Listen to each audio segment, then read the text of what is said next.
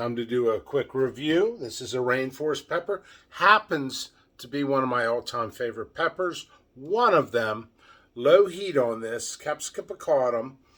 You get high yields on these. Very fruity flavor. Here's one I deseeded already. Monkey!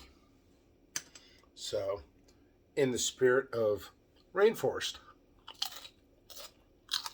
Sweet. It's got some heat.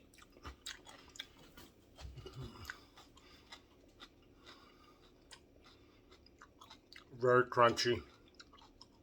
Ooh.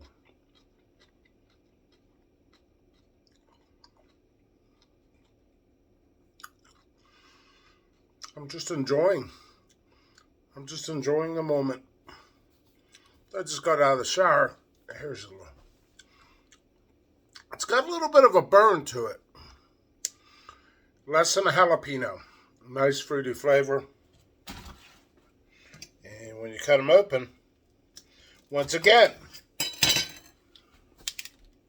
working with hors d'oeuvres or whatever, you could stuff these.